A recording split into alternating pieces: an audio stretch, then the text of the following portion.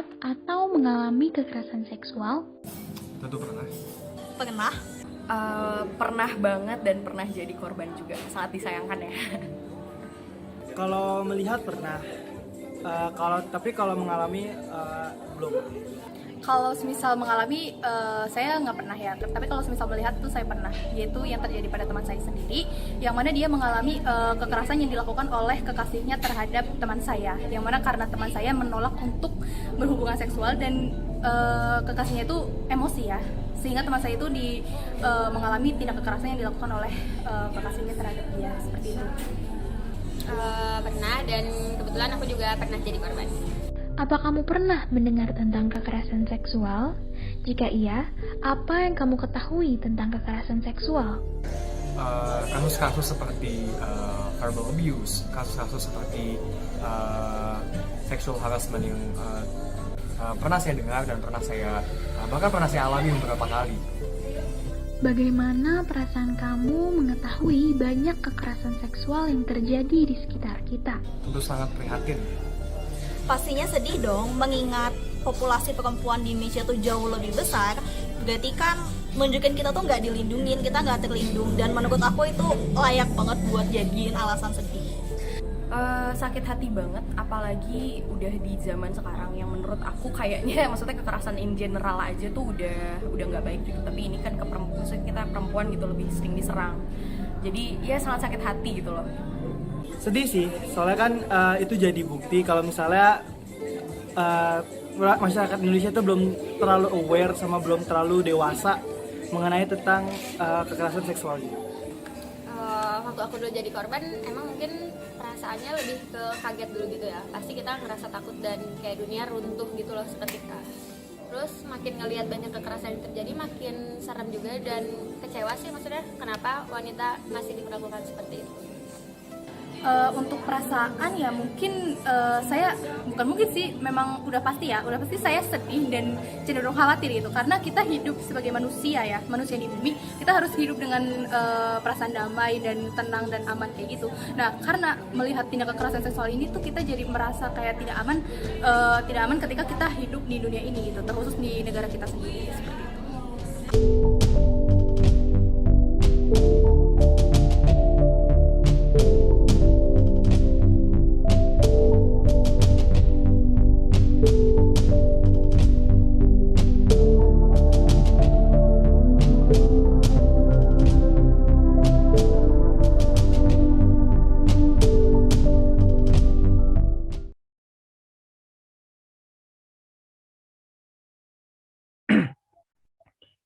Bismillahirrahmanirrahim. Assalamualaikum warahmatullahi wabarakatuh. Shalom, Om Swastiastu, Namo Buddhaya, salam kebajikan bagi kita semua. Pertama-tama, rasa syukur dan terima kasih saya panjatkan kepada Tuhan Yang Maha Esa, Allah Subhanahu wa Ta'ala, atas karunia-Nya acara 16 hari anti kekerasan terhadap perempuan BMF 4 tahun 2021 dapat terlaksana dengan lancar hingga selesai.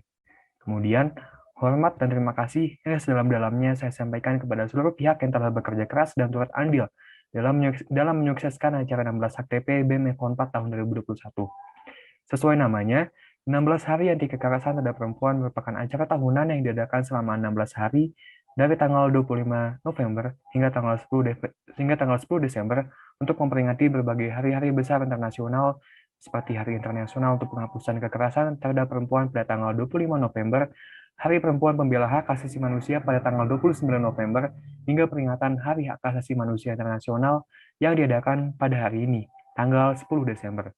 Dan Alhamdulillah, kita semua telah sampai di rangkaian penutupan acara yang kami adakan secara daring dan disiarkan kepada masyarakat luas melalui platform YouTube.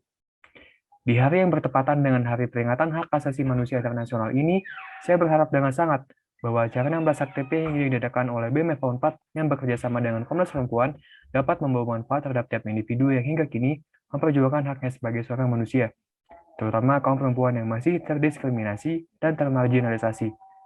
Saya selaku Wakil Ketua Pelaksana acara 16 HTP BMF 4 tahun 2021 mengucapkan mohon maaf yang sebesar-besarnya apabila selama pelaksanaan acara masih ditemukan banyak kekurangan yang mungkin dirasa kurang berkenan di hati para pemirsa sekalian. Kiranya sekian yang dapat saya sampaikan, kurang lebihnya mohon maaf. Wabillahi taufik wal hidayah. Wassalamualaikum warahmatullahi wabarakatuh. Shalom, Om Santi Om, Namo Buddhaya. Break the silence and say it louder. Terima kasih.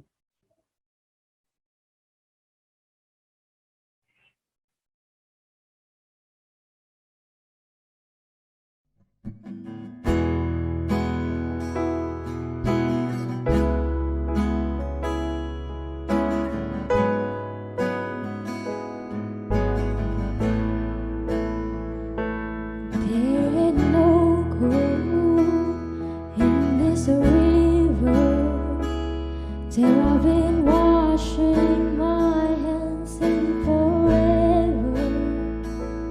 I know there is hope in these waters, but I can't bring myself to swim when I am drowning in this silence, baby.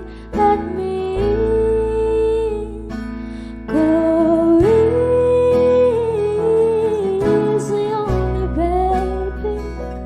I was still a child, didn't get the chance to feel the world around me. I had no time to choose what I chose to do. So go easy on me, yeah. Oh, they know for things to change. We are both so deeply stuck in our ways. You can't deny how hard I've tried. The chance I was to put you both first, but now I give up. Go easy on me, babe. I was still a child, didn't get the chance to feel the world around me. Had no time to choose what I chose to do. So go easy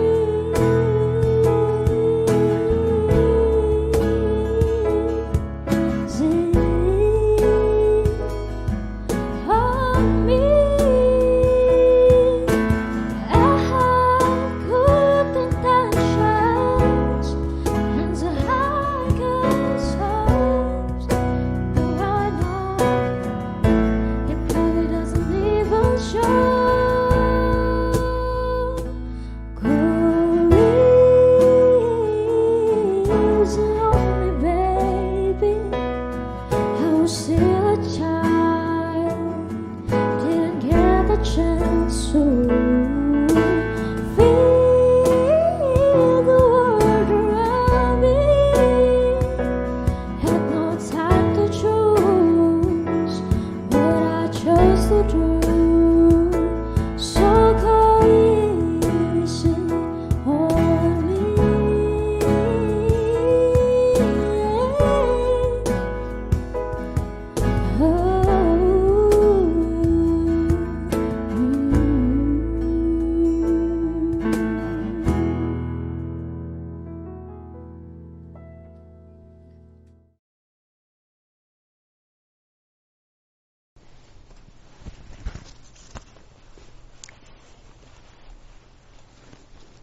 Halo teman-teman 16 HKTP, selamat siang dan salam sejahtera untuk kita semuanya.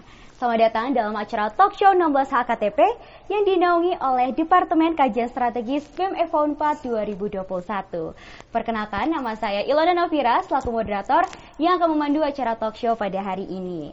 Kali ini kita akan membahas tentang peran komunitas dalam menggalakkan isu kekerasan perempuan yang berkolaborasi dengan komunitas Samahita Bandung. Dan saat ini kita kedatangan Kak Gilang. Halo, selamat datang Kak Gilang. Halo. Oke, Jadi Kak Gilang ini adalah koordinator divisi program edukasi serta kampanye dari komunitas Samhita Bandung ya teman-teman. Nantinya aku akan mengajukan beberapa pertanyaan ya Kak. Boleh banget. Dan nantinya Kakak boleh langsung jawab. Ya, siap. Nah, mungkin teman-teman penonton juga masih bertanya-tanya ya, kira-kira apa sih Samhita itu? Jadi Samhita ini adalah komunitas yang menyediakan tempat bagi mereka untuk kuat bersama-sama melawan kekerasan dan juga pelecehan seksual.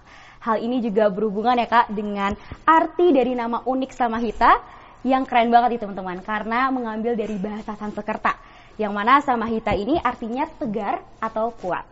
Nah, berangkat dari nama Samhita ini, komunitas Samhita sendiri juga telah mengadvokasikan isu yang terbagi menjadi dua, yaitu kekerasan dalam berpacaran dan juga kekerasan seksual. Seperti yang aku lihat di Instagram ya Kak, bahwa metode kerja dari Samhita ini menggunakan dua cara, yaitu kampanye untuk mengedukasi dan juga pendampingan sosial di platform Instagram. Dan pendampingan sosial ini teman-teman, pendampingannya itu berupa peer-to-peer counseling, agar nantinya bisa menjadi wadah yang aman bagi para korban untuk bisa bercerita atas kasusnya. Dan tak hanya itu teman-teman, ada juga banyak forum diskusi yang terbuka untuk publik yang rutin dilakukan oleh Samhita setiap bulannya dengan tema bermacam-macam sesuai dengan isu yang difokuskan oleh Samhita. Keren banget nih Kak. Oke, setelah tahu tentang Samhita sendiri nih, aku pengen tanya lebih lanjut ya Kak. Boleh. Gimana sih bentuk misi lainnya yang sejauh ini telah dilakukan oleh Samhita dalam menggalakkan isu kekerasan perempuan?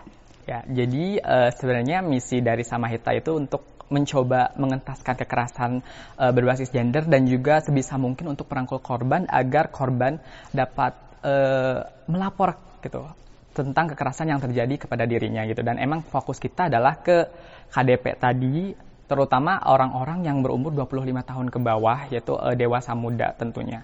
Dan ya kita mencoba secara terus-menerus, secara komprehensif untuk mengedukasi kepada masyarakat agar masyarakat dapat aware gitu terhadap kekerasan seksual seperti itu. Dan ya bisa dibilang bahwa sesuai dengan namanya tadi, misi dari Samhita adalah untuk mengajak korban bersama-sama agar bisa pulih bersama dengan Samhita seperti itu, di Samhita.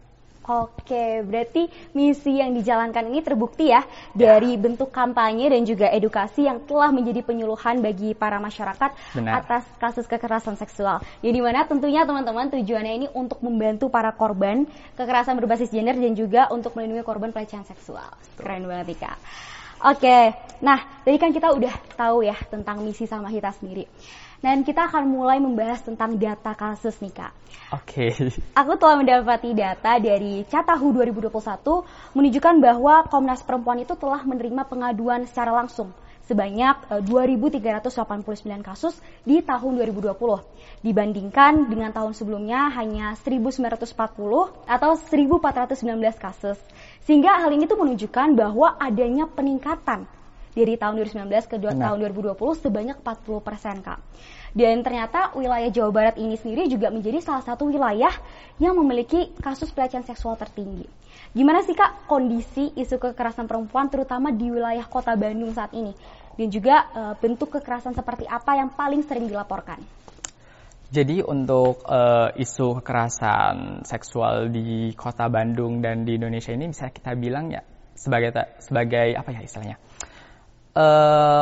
Ada angin segar juga untuk kasus Kota Bandung dan juga Indonesia, di mana pada akhirnya gitu kita bisa mendapatkan angin segar dari adanya aturan Permendikbud nomor 30 tahun 2021 tentang pencegahan dan juga penanganan kekerasan seksual. Jadi itu merupakan sebuah angin segar dari adanya regulasi pemerintah akan bahwa mereka tuh akhirnya sadar gitu bahwa kita memerlukan sebuah regulasi yang melindungi terutama di kalangan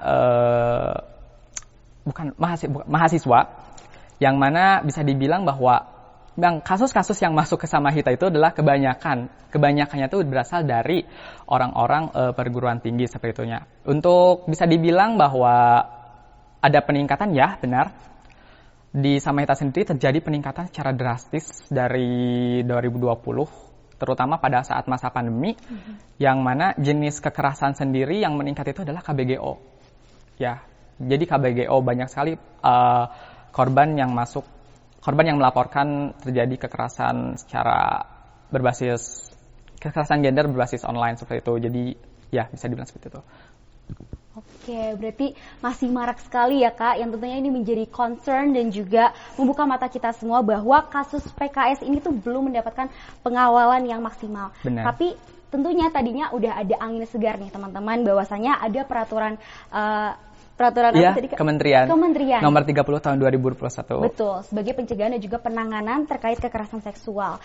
Dan tentunya dalam masa pandemi seperti ini, kekerasan itu meningkat karena kita sedang masa peralihan online dan di situ pasti menjadi celah untuk adanya bentuk kekerasan baru seperti KBGO itu sendiri. Dan ditambah kekerasan seksual ini ternyata tidak juga memandang gender bahkan umur ya Kak. Benar. Sehingga tentunya setiap kalangan itu berpotensi untuk mengalaminya. Jangan sampai maraknya kasus ini tentunya akan mengakar pada moralitas kita karena tentunya kita tidak ingin untuk melahirkan budaya yang mewajarkan kekerasan seksual, teman-teman. Ya. Izin menambahkan juga sedikit bahwa peningkatan itu merupakan peningkatan pelaporan itu bukan sesuatu yang buruk, namun bisa dibilang bahwa akhirnya korban sadar bahwa mereka sedang ada di dalam sebuah kekerasan gitu.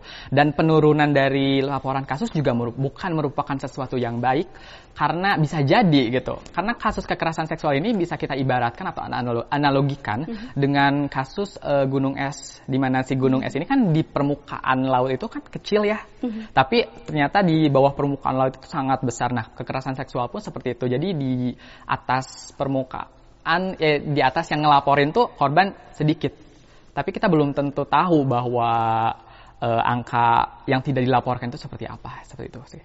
Oke, berarti memang ini sudah menjadi tugas kita untuk seharusnya kita tetap melindungi korban dan juga membantu melawan pelaku kejahatan yang sebenarnya, teman-teman. Oke nih Kak, setelah tadi aku sudah membicarakan tentang data kasus nih, aku akan membicarakan tentang kekerasan seksual di masa pandemi seperti ini. Data yang dihimpun dari 120 mitra layanan oleh Komnas Perempuan sendiri menunjukkan bahwa ranah yang paling beresiko bagi perempuan untuk mengalami kekerasan itu sebenarnya di ranah personal. Benar. Salah satu contohnya seperti di dalam rumah tangga dan juga pacaran. Nah, di mana terdapat sebesar 79% atau 6.480 kasus sama masa pandemi. Wah, banyak banget ya Kak. Nah, dari sini tuh menunjukkan bahwa adanya peningkatan yang sangat tajam. Lantas, apa sih faktor-faktor yang memicu terjadinya kekerasan seksual terhadap perempuan yang bisa meningkat sebanyak itu selama di masa pandemi? Sebenarnya lebih ke, kita tahu bahwa budaya Indonesia ini masih terdapat banyak sekali rape culture gitu. Jadi ketika korban dipaksa untuk diam di rumah dan ternyata pelakunya juga ada di rumah, akhirnya terjadilah sebuah kekerasan seksual seperti itu. Jadi meningkatnya angka pelaporan itu ya karena tadi korban tidak bisa dengan bebas melaporkan, tidak bisa dengan bebas menghindari si pelaku itu sendiri karena dia terpaksa harus diam di rumah bersama si pelaku. Jadi kenapa pandemi bukannya menghentikan kekerasan seksual tapi malah memperbanyak ya karena itu tadi si korban dipaksa untuk tinggal di rumah untuk ranah domestik ya, untuk dipaksa tinggal di rumah dan akhirnya dia mendapatkan kekerasan gitu. Untuk ranah personal lainnya seperti KBGO yang seperti itu ya karena kita juga kan sekarang aktivitas apapun dilakukan secara online gitu. Akhirnya bisa dibilang bahwa pelaku-pelaku kekerasan seksual pun karena mereka tidak memiliki akses untuk melakukan kekerasan seksual secara langsung dan lain-lainnya gitu. Akhirnya mereka melakukan kekerasan langsung secara kekerasan secara online seperti itu. Kemudian juga berdasarkan Catahu, masih kita balik lagi ke kekerasan secara domestik, terjadi juga peningkatan terhadap kekerasan anak ya, di mana anak ini dipaksa untuk menikah secara dini. Si anak ini dipaksa untuk menikah secara dini karena pertimbangan ekonomi orang tuanya. Jadi dengan adanya pandemi, akhirnya bisa dibilang menghentikan pekerjaan dan lain-lain dari si orang tua. Akhirnya orang tua berpikir bahwa oh iya kita nikahin aja nih anak kita gitu, dan akhirnya terjadilah itu pemaksaan pernikahan, perkawinan kepada anak seperti itu. Oke, berarti kembali lagi ya kerana personal tadi nih Kak, bahwasanya dengan kita banyak orang yang tidak bebas gitu untuk bisa keluar rumah, justru hal tersebut tuh bisa memunculkan faktor-faktor yang istilahnya masih di dalam tanah lah untuk bisa terungkap gitu kasus-kasus pelecehan seksual dan kekerasan ini. Dan juga tadi dengan faktor kita beralih ke dunia digital justru bisa menimbulkan KBGO saat ini. Dan juga yang ketiga tadi adanya kekerasan anak juga meningkat karena para orang tua ini memaksakan anaknya untuk menikah di bawah umur karena faktor ekonomi juga. Benar. Oke, tentunya dengan kita melihat kasus yang semakin banyak ini, kita sebagai orang yang memiliki moralitas pastinya nggak mau dong cuma diem doang, Kak. Ya. Setidaknya kita harus mengupayakan langkah-langkah untuk mereduksi tindakan kekerasan seksual yang ada di Indonesia sendiri. Nah, bentuk upaya untuk mereduksi kekerasan terhadap perempuan yang bisa kita lakukan itu seperti apa sih, Kak? Oke, yang bisa kita lakukan itu secara komunitas ya, tentu memberikan edukasi kepada masyarakat gitu. Dimana untuk di Samahita sendiri kan kita memiliki beberapa program nih yang mungkin bisa menjadi contoh untuk komunitas lain, dimana kita memiliki program yang berfokus pada edukasi. Di antaranya itu yang pertama tuh Dialog Sore Samahita, itu merupakan sebuah talk show di mana kita setiap 1 bulan sekali membahas mengenai isu perempuan ataupun isu gender ataupun juga isu seksualitas, yang sebisa mungkin kita mencoba mencari yang lagi hype, kasus yang lagi hype saat itu seperti apa, dan kita bisa menerangkan tuh di sana gitu. Jadi edukasi masyarakatnya tuh melalui hal tersebut. Kemudian kita juga memiliki klub kajian Samahita. Klub kajian Samahita ini tadinya merupakan sebuah klub baca. Jadi tadinya kita hanya membahas mengenai buku dan lain-lain gitu. Tapi semakin kesini kan anak muda gitu ya. Anak muda tuh semakin bisa dibilang memiliki ketertarikan yang lain. Akhirnya kita pun melakukan kajian terhadap hal-hal yang lebih luas seperti film. Ya, film apakah film ini mengandung nilai-nilai feminisme seperti itu. Atau juga lagu, apakah lagu ini termasuk lagu yang mengobjektifikasi perempuan gitu. Terus nanti kita analisis lagi menggunakan analisis gender seperti itu. Dan untuk melakukan edukasi pendekatan kepada masyarakat, karena sekarang kan lagi musim banget nih penggunaan podcast. Ya, kita pun akhirnya mengeluarkan produk podcast gitu, Samahitalk namanya. Kita juga ngomongin hal-hal yang bisa dibilang Samahitalk itu lebih ke pop kulturnya, tapi dihubungkan dengan edukasi mengenai kekerasan itu. Kan kemarin ini kan ada kasus gimana ya? Pada tahun 2020 itu hype banget orang-orang di Twitter ataupun Instagram dan lain-lain nge-call out pelaku gitu. Nge-call out pelaku kekerasan seksual, spill the tea dan bla bla bla gitu. Nah, Samahita juga memberikan sebuah perspektif baru bahwa sebelum spill the tea lebih baik pertimbangkan dulu dan lain-lain gitu. Jadi kita fokus ke edukasi. Selain itu juga ini lebih ke penyerangan terhadap ideologi yang ada di masyarakat gitu. Kita juga melakukan kelas gender. Jadi kelas gender ini bisa dibilang mempelajarinya mengenai feminisme, relasi kuasa, patriarki, dan lain-lain. Jadi kita mencoba untuk bukan menanamkan ideologi ya, tapi lebih ke memberikan edukasi kepada masyarakat mengenai akar-akar penyebab kekerasan terhadap perempuan dan gender minoritas lainnya seperti itu. Wah, keren banget nih teman-teman. Ternyata dari Samahita sendiri juga telah menyediakan edukasi untuk para masyarakat sendiri. Terbukti dari beberapa platform yang telah disediakan itu seperti Dialog Sore ya, Kak. Dan juga klub kajian Samahita yang juga dimana ini mengemasnya dengan yang cara modern nih, Kak, dengan melalui buku, film, dan juga lagu. Selain itu juga podcast nih teman-teman. Nah, podcast sendiri namanya Samahitalk ya, Kak? Dan juga tadi kakak juga menyampaikan bahwa di Samahita juga ada kelas gender agar nantinya teman-teman ini bisa paham terkait akar-akar permasalahan dari kekerasan seksual itu seperti apa, di mana di dalamnya itu akan membahas tentang pemahaman terkait feminisme, patriarki, dan juga lain-lain. Nah, teman-teman mungkin yang pengen nih untuk ikut kelas-kelas tersebut, teman-teman bisa banget untuk cek Instagram dari Samahita, yaitu @samahita_bdg ya, Kak. Iya, benar. Keren banget nih. Nah, oke deh, Kak, tadi kan kita udah tahu nih tentang platform-platform yang disediakan oleh Samahita untuk kita bisa mengupayakan terkait mereduksi kekerasan perempuan ini sendiri. Tapi selain itu, Kak, menurut aku sendiri juga kekerasan seksual ini bisa kita reduksi dengan cara kita menyuarakan adanya pengesahan RUU PKS. Ya kan, di mana hal ini bisa menjadi payung hukum yang kuat dalam mengantisipasi kekerasan perempuan ini. Tapi seperti kita ketahui nih, Kak, bahwa pembicaraan mengenai RUU PKS ini masih familiar di telinga kita bahwasanya RUU PKS ini belum disahkan. Nah, gimana sih pandangan kakak sendiri terkait RUU PKS yang belum disahkan tersebut? Oke, pandangan aku sendiri ya.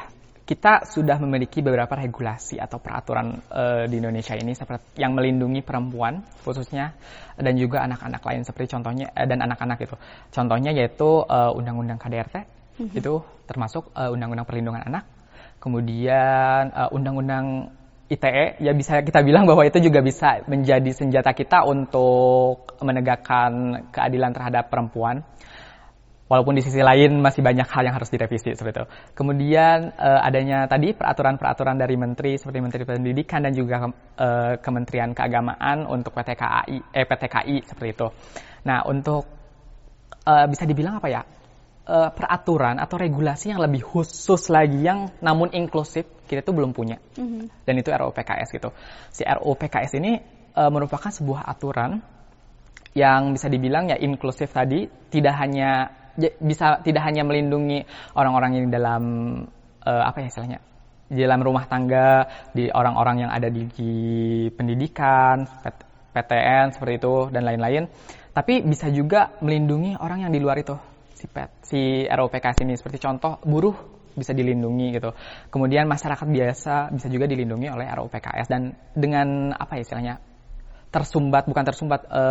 si RUU PKS ini tidak disahkan oleh pemerintah menjadi suatu PR tersendiri yang mana bisa dibilang bahwa sangat sulit sekali untuk mengesahkannya karena berbagai faktor yang terjadi dari kepentingan politik para politikus yang ada gitu, di mana mereka menuntut bahwa RUU PKS harus mengatur hal-hal yang bisa dibilang bukan urusan negara untuk mengatur hal tersebut, seperti itu sih.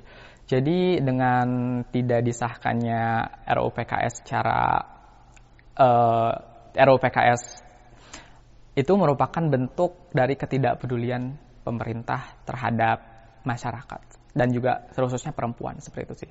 Oke, berarti sebenarnya dalam rumusan PKS ini perlu kita pahami juga ya Kak, bahwa tidak hanya menyinggung tentang pelaku, tetapi juga adanya penanganan yang jelas terhadap korban terhadap kekerasan seksual, dan juga adanya pendampingan khusus yang tertera di dalam RUU PKS tersebut.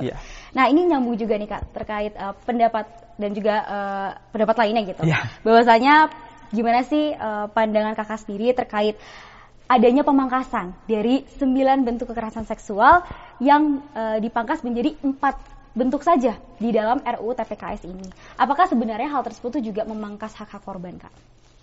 Bisa dibilang memangkas tentu saja gitu, karena kan tadinya banyak sekali ya Kak, jenis-jenis kekerasan seksual ini. Namun direduksi menjadi 4, tentu si yang lain di luar yang lain, yang 4 itu tadi, bagaimana pengaturannya seperti itu. Jadi bisa dibilang bahwa terjadi pemenggalan terhadap hak-hak korban yang bisa dibilang si RUU PKS yang baru ini bukanlah RUU yang berperspektif terhadap korban, yaitu tidak berfokus untuk melindungi hak-hak korban. Jadi banyak sekali yang bisa yang seharusnya bisa diatur oleh RUU PKS dengan jenis-jenis kekerasan seksual yang telah diberikan oleh Komnas Perempuan, namun ternyata direduksi menjadi 4, itu merupakan sebuah kemunduran terhadap korban kekerasan. Jadi mereka tidak akan mendapatkan hak-hak yang sebenarnya harus mereka dapatkan, seperti itu. Jadi RUU PKS yang terbaru itu tidak berpandangan positif terhadap korban, seperti itu. Oke, berarti dari pandangan kalian sendiri dengan memangkas 9 bentuk kekerasan seksual ini menjadi 4, berarti justru menghilangkan unsur penting ya. Benar. Dimana ini menjadi bentuk invalidasi dari pengalaman korban gitu. Betul. Dan justru sebenarnya dengan pemangkasan tersebut menyebabkan adanya bentuk kekerasan yang menjadi terbatas. Benar. Kan? Oke, dan juga sebenarnya kalau pandangan aku sendiri, pengesahan RUU PKS ini justru akan menjadi payung hukum yang jelas. Benar. Yang dimana nantinya ruang aparat penegak hukum ini akan jadi lebih terarah, dan justru pemenuhan hak-hak dari korban ini akan lebih adil dan terpenuhi. Nah, iya. Oke, Dika. Sebenarnya kita juga masih memiliki PR sih untuk penegak hukum itu sendiri. Masih banyak sekali penegak hukum yang tidak istilahnya tidak sadar terhadap isu-isu keperempuanan. Jadi masih banyak sekali PR yang harus dilaksanakan dengan contohnya tadi, salah satunya adalah dengan mengesahkan regulasi mengenai perlindungan korban itu secara umum gitu. Contohnya itu dengan mengesahkan RUU PKS itu. Namun jadi sedikit demi sedikit dengan sahnya RUU PKS kita pun juga dapat memperbaharui pemikiran-pemikiran dari penegak hukum yang kita miliki agar semakin ramah terhadap korban. Aku setuju banget nih Kak. Dan juga kalau misalkan kita lihat nih Kak dari kasus PKS yang memang semakin marak ini, sebenarnya hal apa sih yang mendorong pelaku ini bisa melakukan kekerasan seksual tersebut terhadap perempuan? Oke. Ini sebenarnya kita bisa tarik dari budaya yang kita miliki gitu. Contohnya adalah budaya patriarki. Apa sih budaya patriarki itu?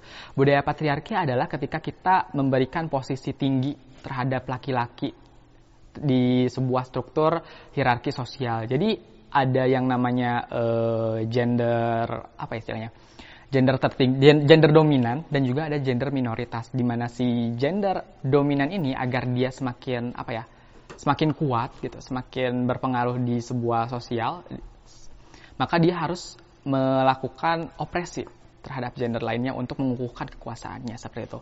Jadi bisa dibilang bahwa ya penyebab dari kekerasan seksual adalah yang pertama patriarki, yang kemudian si patriarki ini juga melahirkan kembali budaya-budaya, melahirkan teori-teori yang akhirnya melakukan opresi terhadap perempuan. Yang pertama adalah bisa kita ambil yaitu teori rape culture. Di mana teori rape culture ini adalah ketika masyarakat cenderung menormalisasi kekerasan terhadap perempuan dan juga gender minoritas lainnya. Di mana di dalam teori rape culture ini ada yang dinamakan piramida rape culture.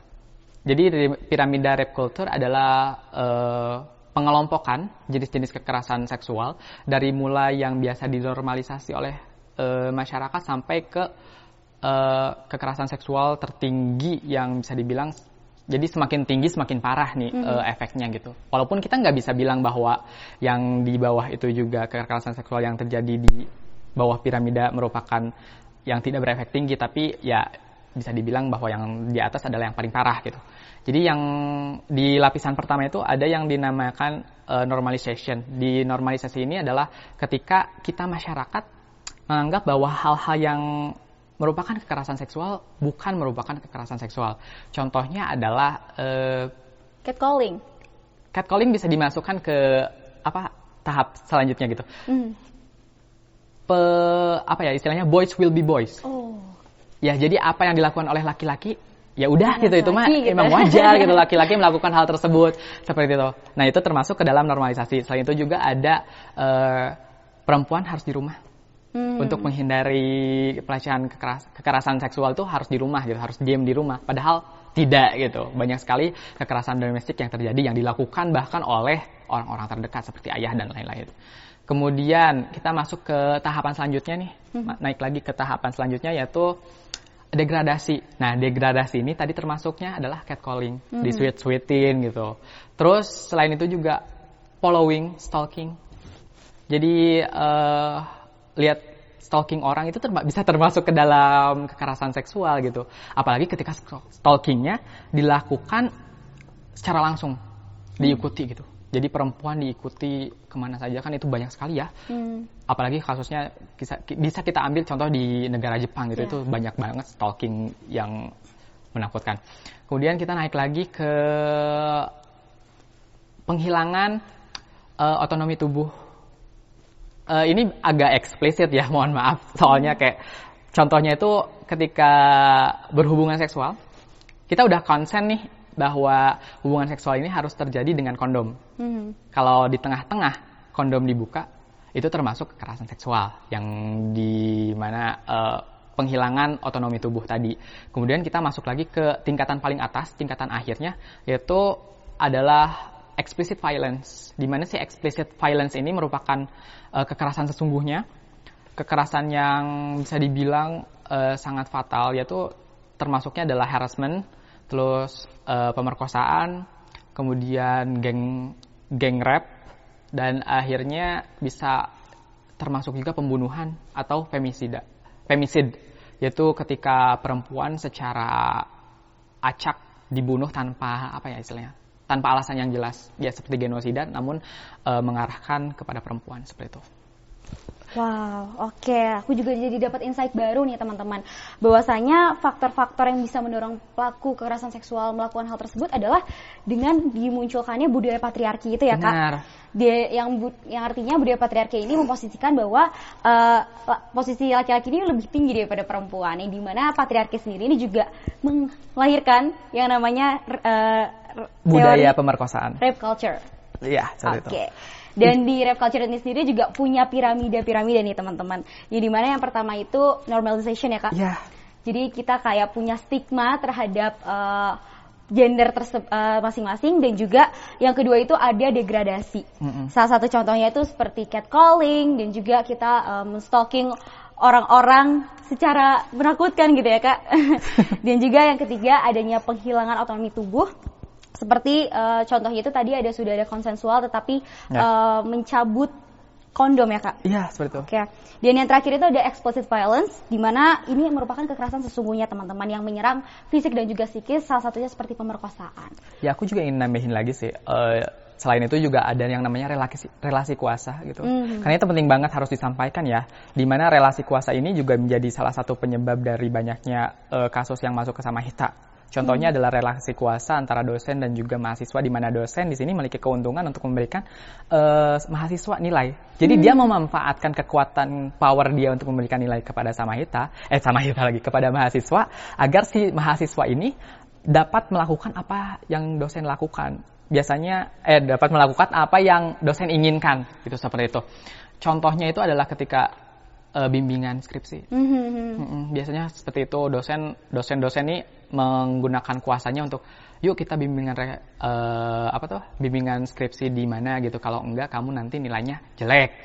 Nah, dari sanalah biasanya muncul juga kekerasan seksual gitu. Kemudian selain itu juga ada satu lagi, ini juga penting disampaikan, adalah pemikiran laki-laki. Pemikiran laki-laki adalah merupakan akar juga sama seperti patriarki, di mana ya gara-gara laki-laki memikirkan hal-hal tertentu, akhirnya terjadilah kekerasan seksual. Jadi bukan baju yang menjadi alasan kekerasan seksual terjadi, bukan pakaian yang dipakai oleh perempuan, akan tetapi ketika laki-laki itu berpikir bahwa dia akan melakukan kejahatan seksual seperti itu. Bisa kita ambil contoh dari kasus tahun 2020, di mana viral banget kan, ada seorang perempuan sedang sholat di masjid gitu. Pakaiannya jelas tertutup. Betul. Tapi ada saja gitu lelaki yang melakukan pelecehan kepada dirinya padahal dia lagi sholat gitu, di sebuah, ya bisa dibilang di rumah Tuhan gitu. Di rumah Tuhan aja laki-laki jika berpikir seperti itu bisa terjadi gitu. Jadi itu bukan masalah perempuan memakai apa, tapi apa yang laki-laki pikirkan seperti itu. Oke, berarti tadi ada tambahan juga ya Kak tentang relasi kuasa dan juga pemikiran laki-laki tersebut. Yes. Oke, setelah ini aku juga ingin membahas nih Kak tentang korban yang bungkam. Jadi setelah aku cek juga ada data pengaduan dari Komnas Perempuan bahwa dari tahun 2019 sampai 2020 itu memang mengalami peningkatan sebanyak 40% ya. Tapi semenjak Komnas Perempuan dan juga lembaga layanan berbasis masyarakat lainnya ini mengubah layanannya itu menjadi online, di sini mengakibatkan banyaknya penurunan pengaduan di masa pandemi. Nah, dibuktikan juga bahwasanya penurunan itu disebabkan karena korban ini tidak berani melapor. Karena ada rasa ketakutan bahwa dia tuh berada di dekat lingkungan pelaku, atau takut hal tersebut bisa menjadi aib keluarga gitu. Sehingga korban ini cenderung diam, dan juga mereka nggak mau untuk speak up. Tapi hal ini seperti kakak bilang di awal, bahwa dengan kasus yang turun ini bukan berarti kayak kasus tersebut tuh justru berkurang, yang dimana itu tadi itu jadi suatu hal yang tidak kita ketahui gitu. Nah, aku pengen nanya nih Kak, gimana sih cara agar para korban ini tuh sadar bahwa tindakan yang mereka lakukan ini tuh sebenarnya benar gitu, dan cara-cara yang tepat seperti apa yang bisa ditempuh oleh mereka untuk melakukan pengaduan terkait kekerasan seksual yang mereka alami, terutama di masa peralihan online seperti ini. Dari Samahita sendiri, kita untuk menyadarkan korban bahwa pelaporan itu merupakan sesuatu hal yang harus dilakukan adalah dengan mengedukasi korban-korban itu sendiri gitu. Jadi sebisa mungkin kita membuat konten-konten kampanye tuh di di Instagram dan lain-lain. Jadi kita melakukan pendekatan secara online gitu kepada korban-korban agar mereka mau melapor dengan memberikan edukasi kepada mereka bahwa pelaporan itu bukan sesuatu hal yang istilahnya aib atau bukan sesuatu hal yang sulit untuk dilakukan gitu. Jadi kita memberikan kepada mereka bahwa memberikan mereka pelayanan-pelayanan bahwa oke, kita merupakan safe space, jadi kamu bebas nih kamu mau melapor kayak gimana gitu, apa yang kamu butuhkan. Kita juga mempertanyakan apa yang mereka butuhkan gitu, korban-korban tersebut butuhkan gitu. Apakah korban membutuhkan pelayanan sosial saja, atau korban membutuhkan bantuan psikologi, atau juga korban membutuhkan bantuan hukum. Jadi sama kita bisa dibilang agak apa ya istilahnya, kita memberikan korban bukan konsen ya, memberikan korban apa yang korban mau gitu, apa yang korban inginkan, apa juga yang sebenarnya korban butuhkan gitu. Jadi kita akan memberikan apa ya istilahnya, bukan memberikan informasi mengenai apa sih sebenarnya yang korban harus lakukan seperti itu. Jadi korban dapat memilih nih apa yang mereka ingin lakukan. Jadi tidak hanya melakukan apa istilahnya spill kasus seperti itu, namun kita juga lebih ke fokus untuk bagaimana sih pemulihan korban, lebih ke sana untuk itu sendiri. Jadi caranya adalah kita juga agar korban mau melapor juga dengan memberikan apa istilahnya sesuatu yang dapat diakses dengan mudah. Jadi pelaporannya sebisa mungkin semudah itu untuk diakses. Jadi dengan seperti itu korban bisa memiliki rasa nyaman untuk mengakses layanan yang kita berikan seperti itu. Oke, berarti dengan cara Samita sendiri itu bisa memberikan penyadaran bahwa bahwa korban-korban ini tuh dengan melaporkan bukanlah suatu aib gitu, yang dimana salah satu caranya itu dengan Samita melakukan edukasi melalui kampanyenya. Dan juga Samita juga melakukan pendekatan ya Kak, sebagai perpanjangan tangan gitu terkait kebutuhan korban, yang fokusnya itu tentang pemulihan diri korban itu sendiri. Dan juga Samita ini bisa menjadi jembatan terkait apa yang dibutuhkan korban dengan memberikan bantuan psikologis dan juga bantuan hukum. Kampanye lain yang bisa, sebenarnya ini kampanye yang bisa dilakukan setiap offline gitu. Namun karena pandemi, akhirnya kita absen 2 tahun untuk melakukan kampanye ini. Jadi namanya ini adalah kampanye OBR atau 1 Billion Rising, di mana kita mencoba mengajak korban untuk mari bersama-sama untuk flash mob. Oh, ya. Keren banget Kak. Ya kayak gitu. Jadi kita mengajak, memberikan awareness-nya tuh dengan cara flash mob. Kawan-kawan bisa banget cek 1 Billion Rising, lagunya itu Break the Chain, di mana ya memiliki makna tersendiri, yaitu mari kita bersama-sama untuk menghentikan rantai kekerasan terhadap perempuan seperti itu. Jadi dengan apa istilahnya? Dengan kita flash mob bersama, kita memberikan awareness nih kepada masyarakat bahwa yuk gitu bersama-sama menghentikan kekerasan terhadap perempuan dan juga berani untuk melapor terhadap kepada layanan yang bisa diakses secepat mungkin seperti itu. Wih, menarik banget nih Kak. Aku jadi penasaran nih soal flash mob sendiri itu bisa diakses gak sih di YouTube? Bisa. Bisa ya? Oke, berarti nanti teman-teman bisa banget cek ya flash mob sama Hita gitu researchingnya ya. Siapa tahu juga nanti FH Unpad kalau mau ngerayain 16 HAKTP dengan melakukan flash mob, kalau kita udah offline bisa aja sih. Wah, bisa banget di collab, jadi ide baru ya, jadi gebrakan baru bagi 16 HAKTP FH Unpad sendiri. Oke, berarti kesimpulannya korban kekerasan seksual ini juga harus mampu ya Kak meluapkan emosi dan juga pikirannya atas permasalahan yang menimpanya. Yaitu salah satu dengan cara speak up terhadap orang-orang yang dia percaya dan juga platform-platform khusus yang menyediakan bantuan tersebut. Benar. Karena sebenarnya dengan cara speak up ini itu bisa jadi langkah awal mereka untuk memotivasi dalam melanjutkan hidup yang lebih baik lagi dan juga untuk menghindarkan hal-hal yang tidak diinginkan itu kembali terjadi. Nah, dengan cara-cara tadi ya teman-teman tentunya. Oke Rika, seperti yang kita ketahui bahwa masih maraknya kasus kekerasan ini menjadikan korban ini seringkali disalahkan, bahkan dikucilkan.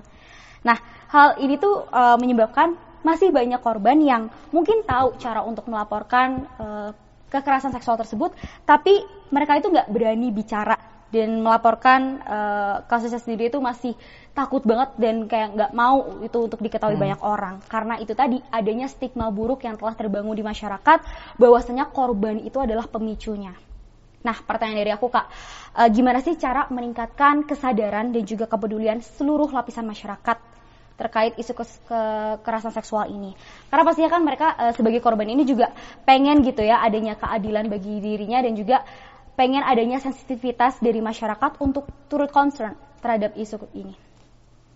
Oke, untuk menyadarkan masyarakat, yang pertama pasti tadi kita balik lagi ke edukasi gitu. Kita harus bisa, pemerintah juga harus bisa memfasilitasi edukasi mengenai kekerasan seksual itu sendiri. Cara edukasi yang paling gampang adalah dengan melakukan pemberian pendidikan seks sejak dini kepada masyarakat. Kita akan sulit sekali untuk mengubah tatanan masyarakat yang sekarang sudah ada gitu, yang sudah ada yang sudah ajeg. Jadi cara yang bisa dilakukan adalah untuk mengubah pemikiran dari anak-anak muda saat ini, yaitu dengan memberikan regulasi, dengan memberikan kurikulum yang jelas terhadap pendidikan seks di masyarakat secara dini seperti itu, di sekolah-sekolah kalau bisa juga. Jadi jangan sampai ada kriminalisasi terhadap orang-orang yang memberikan memberikan pendidikan seks. Seperti contohnya kan dengan adanya KUHP dan lain-lain yang versi terbaru RUU KUHP itu kan ada juga kan hal-hal seperti itu. Nah, jangan sampai hal itu terjadi gitu. Jadi harus sebisa mungkin justru pemerintahlah yang memfasilitasi masyarakat agar mereka mau mengubah pemikiran dari masyarakat itu sendiri. Oke, kita juga ngerti ya Kak bahwa kayaknya untuk mengurangi angka kejadian kekerasan seksual ini bukanlah hal yang mudah. Benar. Tapi dengan gencarnya untuk memberikan pemahaman terkait edukasi seksual sendiri kepada masyarakat ini bisa mengubah stigma diri korban dan juga kesadaran masyarakat tentang permasalahan kekerasan seksual yang terus meningkat ini. Benar. Hal itu juga sejalan dengan prinsip Samahita sendiri, yaitu transformative justice, di mana kita tidak hanya berfokus pada penghukuman terhadap pelaku gitu. Jadi pelaku harus ini, harus itu, tapi kita juga pertama fokus terhadap pemulihan korban, kemudian edukasi terhadap pelaku, dan yang ketiga adalah pemerintah yang harus membuat regulasi terhadap hal tersebut gitu. Seperti itu, di mana jadi cara untuk menghentikan kekerasan ini bukanlah hanya dengan pemulihan terhadap korbannya saja, tapi dengan pelaku juga. Jadi si pelaku juga harus dipulihkan pemikirannya, harus diberikan edukasi dan lain-lain seperti itu. Jadi tidak hanya menghukum pidana dengan memasukkan ke penjara ataupun lain-lain, tidak hanya seperti itu, tapi harus dilakukan juga edukasi dan lain-lain. Wow, transformative justice ya Kak? Ya, transformative justice. Berarti fokusnya itu pemulihan korban dan juga edukasi terhadap pelaku, dan perlu adanya regulasi lebih lanjut dari pemerintah sebagai perlindungan bagi hak-hak korban kekerasan seksual. Oh iya, nggak hanya pemerintah sih, tapi masyarakat umum. Jadi harus setiap masyarakat harus memiliki kesadaran terhadap pentingnya penanggulangan kekerasan seksual seperti itu. Berarti memang seluruh komunitas sendiri juga perlu untuk adanya kerjasama. Oke, wah menarik sekali ya teman-teman untuk pembahasan kali ini. Terima kasih banyak kepada Kak Gilang yang sudah mau kita undang ke sini untuk menyuarakan tentang masalah kekerasan dan juga pelecehan seksual. Dan setelah sesi talk show ini teman-teman, kita akan membacakan 3 pertanyaan dari Instagram 16AKTP_FA4 yang telah ditanyakan oleh teman-teman panitia di question box Instastory-nya. Dan juga nantinya akan ada pemenang, satu pemenang best question, dan pemenang best question ini akan mendapatkan hadiah yang sangat menarik. Oke, teman-teman jangan sampai ketinggalan, karena sebelum kita beranjak ke sesi Q&A, setelah ini kita akan menampilkan live music dari guest star kita. So, stay tune teman-teman.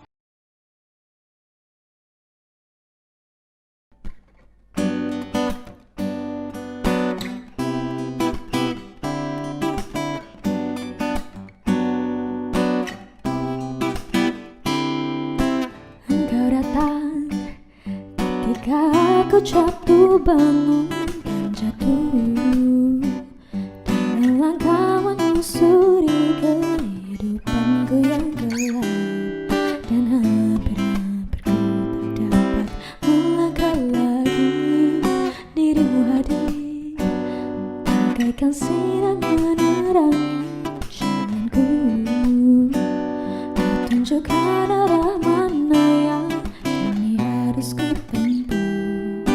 agar diriku tak sesat lagi seperti dulu.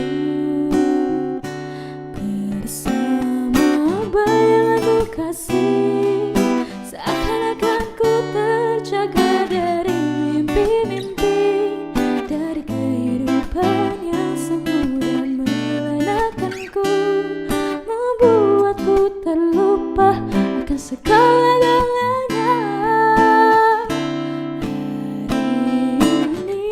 Hari ini aku mencoba berdiri dan melangkah lagi. Bila esok sinar mentari pagi kan bersinar lagi, aku kan menuju cita-cita yang pasti.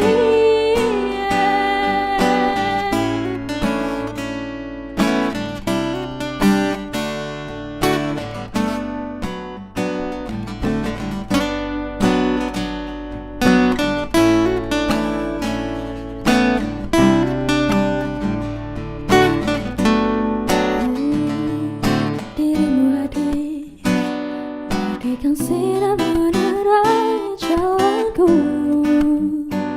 Kau tunjukkan arah mana yang kini harus ku tempuh, agar diriku tak sesat lagi seperti dulu. Bersama bayanganmu kasih, seakan-akan ku terjaga dari mimpi-mimpi, dari kehidupan yang semu dan melelahkanku, membuatku terlupa akan segala-galanya. Hari ini aku mencoba berdiri dan melangkah lagi.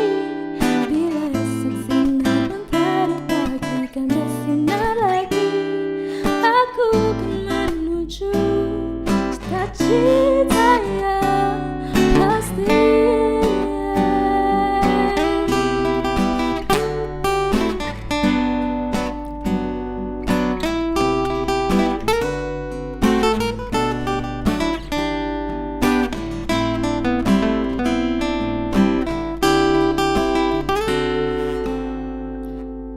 Bersama bayanganmu kasih, seakan-akan ku terjaga dari mimpi-mimpi, dari kehidupan yang semu dan melelahkanku, membuatku terlupa akan segala-galanya. Hari ini aku mencoba berdiri dan melangkah lagi. Bila esok sinar mentari pagi kan bersinar lagi, aku kan menuju cita-cita yang pasti.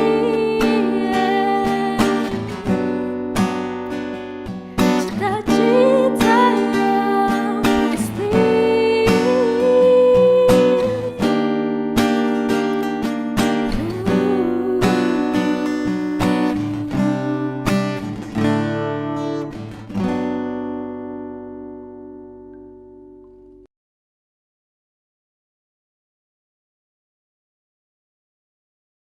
Halo teman-teman 16 HKTP, kembali lagi bersama kita ya. Kali ini kita akan membacakan pertanyaan yang telah ditanyakan di kolom question box Instastory di Instagram 16 HKTP_Eva4. Kali ini Kak, aku akan membacakan total 3 pertanyaan kepada Kak Gilang. Oke. Dan nanti di akhir akan ada pengumuman pemenang best question nih teman-teman. Oke, kita lanjut aja ya Kak ke pertanyaan yang pertama. Oke. Ada pertanyaan dari Zep Valeri. Apa ada pengalaman sama Hita yang menangani kasus pelapor itu perlu dibujuk berkali-kali hingga dia mau speak up nggak sih Kak? Oke, sebenarnya kalau dibujuk, kita nggak melakukan bujuk, jadi tidak membujuk korban untuk melakukan speak up, karena kita balik lagi ke kenyamanan korban gitu. Kalau korban pengennya akses akses akses psikolog atau akses hukum, ya kita melakukan hal itu gitu. Jadi untuk membujuk yuk lapor bla bla bla bla bla, yuk lapor lagi, kamu tuh harus gini, kita tidak itu, tapi kita menawarkan gitu. Jadi kita lebih ke menawarkan ini yang harus dilakukan, ini yang harus dilakukan, silahkan dipilih untuk melakukan apa yang menurut kamu itu berguna gitu, apa yang paling dekat dengan kamu, seperti itu sih paling. Jadi untuk membujuk enggak, kita cenderung pasif gitu. Jadi kita kembali lagi ke korban mau apa, itu yang kita lakukan, seperti itu. Oke, berarti tetap mengutamakan kenyamanan korban ya Kak, Benar. dengan cara penawaran tadi. Iya, karena speak up aja tidak akan menghentikan sebuah kasus gitu. Bah bisa memperparahkan. Dengan adanya undang-undang ITE bisa jadi laporan balik dan lain-lain. Jadi kita sebisa mungkin untuk balik lagi ke kenyamanan korban, seperti itu. Oke, terima kasih banyak Kak jawabannya. Nah, next question nih Kak, ada pertanyaan kedua dari Anastasia DVN. Apa aja sih cara yang bisa dilakukan komunitas untuk merangkul korban? Cara yang bisa dilakukan komunitas merangkul korban adalah tiap komunitas harus bisa memberikan istilahnya pelayanan terhadap yang ramah korban, dan juga selain itu juga sebuah komunitas harus bisa memiliki regulasinya tersendiri, bagaimana ketika di dalam sebuah komunitas itu ada pelaku kekerasan. Jadi ketika komunitas itu sangat ramah terhadap korban, ya secara tidak langsung juga bisa membuat merangkul korban. Ya, merangkul korban, seperti itu. Jadi bisa seperti itu. Oke, berarti komunitas ini juga memang harus punya visi misi yang kuat ya untuk memberikan pelayanan yang ramah terhadap korban itu sendiri. Oke deh Kak. Nah, ini pertanyaan terakhir kita. Ada pertanyaan dari Revata.Papa. Kenapa sih Kak dalam kasus kekerasan seksual seringkali masyarakat itu melakukan victim blaming? Ini seperti yang sudah disampaikan tadi, bahwa ada patriarki, ada rape culture, ada juga relasi kuasa. Jadi ada juga tadi stigmatisasi terhadap perempuan. Jadi karena pemikiran masyarakat yang masih patriarki, akhirnya masyarakat melakukan victim blaming. Akhirnya masyarakat melakukan bahwa kesalahan terhadap sebuah kasus kekerasan seksual itu adalah murni kesalahan dari seorang perempuan. Jadi itulah yang menyebabkan kenapa sih victim blaming itu terjadi gitu. Selain itu juga bukan nihil empati, tapi ya kekurangan empati. Masyarakat tidak memiliki empati terhadap korban gitu. Masyarakat karena bisa dibilang karena sudah terpengaruh oleh patriarki selama ribuan tahun, bisa dibilang selama peradaban manusia ini, kebanyakan kan budaya patriarki yang akhirnya membentuk sebuah pola pikir bahwa ketika terjadinya kekerasan seksual, maka itu adalah kesalahan dari gender-gender yang memang bisa dioperasi, yaitu yang secara khusus adalah perempuan itu sendiri. Berarti memang kekerasan seksual saat ini tuh sebenarnya ibaratnya tuh kayak angin ya Kak. Maksudnya kita bisa secara nyata untuk merasakannya, tapi gak banyak pemahaman masyarakat yang bisa melihat hal tersebut itu menjadi suatu hal yang ada gitu. Dan faktor-faktor tersebut itu bisa disebabkan karena itu tadi ada patriarki dan juga kekurangan empati ya dari masyarakat itu sendiri. Oke deh Kak. Nah, berarti untuk kita bisa menghadapi masalah terkait kekerasan dan pelecehan seksual, tentunya perlu ya adanya kerjasama dari berbagai kelompok dan juga komunitas masyarakat. Oleh karenanya teman-teman, Sama Kita ini hadir untuk menjadi wadah bagi para korban agar bisa berbagi cerita dan juga saling menguatkan. Oke, dari seluruh rangkaian acara kali ini kita akan mengumumkan best question nih Kak, pemenangnya. Oke, jadi langsung saja ya kita umumkan pemenang best question hari ini. Pemenang best question hari ini adalah penanya dengan Instagram yang username itu Zep Valeri. Selamat kepada Zep Valeri. Selamat.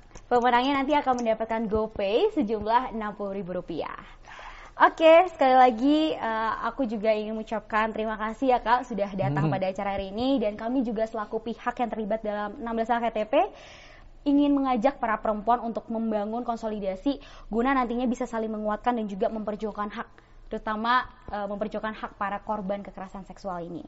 Satu-satunya cara itu dengan kita turut berani menyuarakan kasus korban yang terbungkam, agar nantinya kita bisa saling menumbuhkan kepercayaan kepada korban untuk juga meyakinkan mereka bahwa mereka tidaklah sendirian. Nah, Karena hal tersebut juga sesuai ya nih Kak dengan tagline kita, yaitu break the silence, stop the blame, and say it louder. Terima kasih banyak Kak Gilang selaku perwakilan dari Sama Kita Bandung, dan terima kasih teman-teman semuanya yang telah menonton. Saya akan menutup acara talk show hari ini, dan setelah ini kita akan melanjutkannya dengan penampilan live music oleh guest star kita. Jadi kita tetap harus terus dukung korban kekerasan seksual dengan berani menyuarakan. Terima kasih teman-teman Unwasa KTP, sampai jumpa.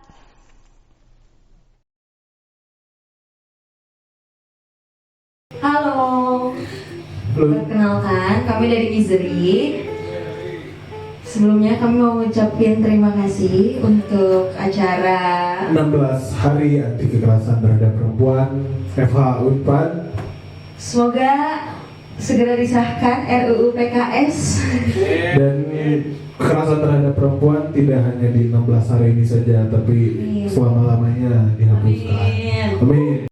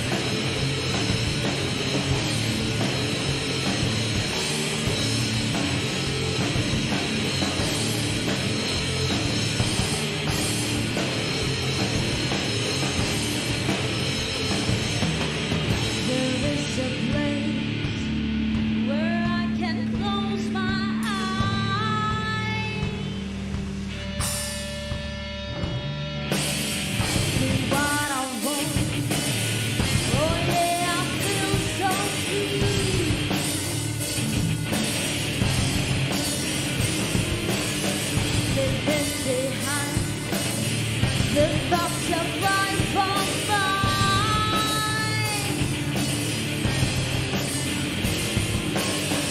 But every time I've been searching for so long,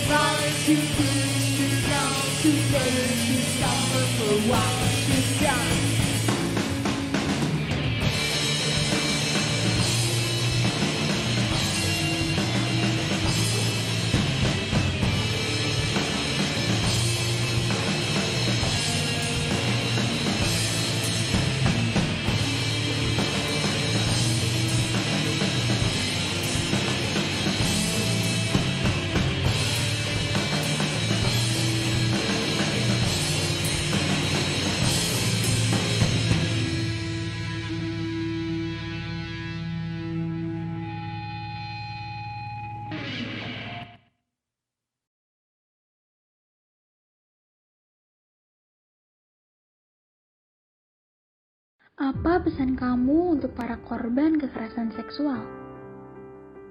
Pesan aku, kalian gak sendiri, benar-benar gak sendiri.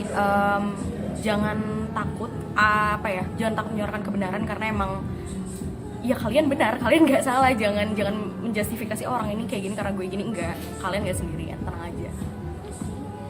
Kalian agak suka speak up sih, soalnya kalau kalian gak speak up, gak ada yang tahu apa yang kalian alamin. Pesan saya untuk para korban adalah jangan pernah takut untuk speak up, jangan pernah takut karena orang-orang mau untuk membantu kalian, mau untuk mendampingi kalian untuk menemukan kebenaran dan untuk menemukan keadilan dari kasus-kasus kekerasan seksual yang kalian alami. Buat para korban, ingat selalu kalau misalnya kalian nggak sendiri. Banyak banget orang-orang di luar sana yang bersedia untuk bantu kalian, bersedia untuk nemenin kalian. Pesan saya untuk korban kekerasan seksual di luar sana, mau berpesan aja kalau misal dari saya, kamu tuh nggak sendiri, kamu tuh harus bangkit dan kamu tuh jangan menyalahkan diri sendiri, karena kekerasan seksual itu bukanlah aib dan kamu tuh sangatlah berharga, baik di orang-orang tersayang dan orang-orang sekitar kamu tuh sangat berharga. Aku ngerti sih pasti kalian takut ya, pasti takut, pasti sedih, pasti ngerasa kayak aduh gue salah banget nih atau gue sendiri banget ya gitu, itu hal yang wajar. Tapi menurut aku kalian harus tetap berani buat speak up, buat apa lagi ya, buat ngasih tahu kalau emang lo tersakiti gitu, kayak apa ya, jangan pernah takut deh buat ngasih tahu kalau lo emang ngerasa apa ya menjadi korban gitu. Jangan pernah takut dan harus lebih berani.